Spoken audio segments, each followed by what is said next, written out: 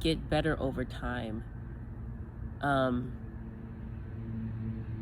like it doesn't sweeten up. It doesn't get easier to do.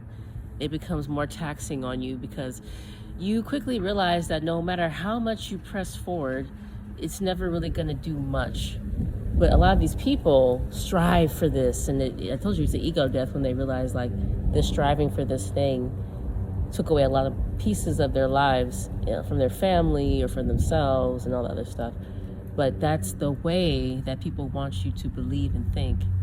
And I just don't believe that, because it just shouldn't be this difficult to achieve certain things. It just shouldn't be this difficult, but it's difficult by design. People tell you to be, nice and calm and patient, and that's bullshit. They tell you to go to the best schools. I have. A lot of people in my family have.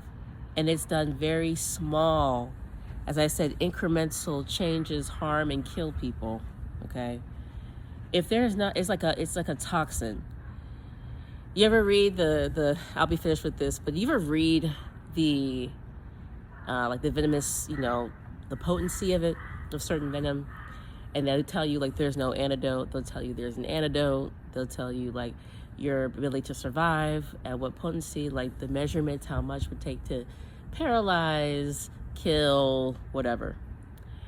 And in that, with the antidote, I think that's what it's like being in places like this, interacting with people. They think like, I'm going to organize and do this and push for this, and it's going to be an amazing thing. And I'm just like, yeah, if this place wanted just to cure the problem, the remedy, they would give the antidote within the time frame which is deserved and needed, because incremental changes harm and kill people. You would never do this if you received a bite from a venomous snake, which required you to give the antidote, the anti-venom for your survival. You stick to that time frame. So whenever people are around me and they do this incremental change and, oh, it takes time, I'm just like, tell it to somebody who's dealing with toxins. Tell it to somebody who the time is ticking. That's why I say a lot of times these people just talk. It's rhetoric. It just makes them feel better. They go home, jerk off, talk about, I wrote an article and it got published in this thing, and it makes them feel good. But the ego death, again, is like they come here and they realize that they're not really changing anything. It sounds good, though. It looks good on paper. You think you're doing something. But, I look to people who are much wiser than these people. I look to the people that they quote, because that's another thing that's amusing to me. I look to the people that you all quote. And I know that this isn't going to change in some substantial way.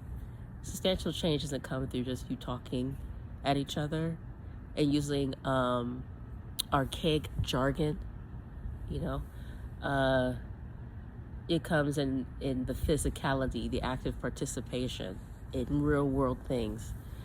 And as much as you want to be in your head, the application of active participation is required.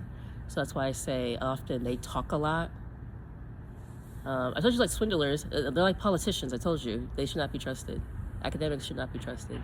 Most of them should not be trusted, because they're just like, I say swindlers or politicians. So there you go. Peace.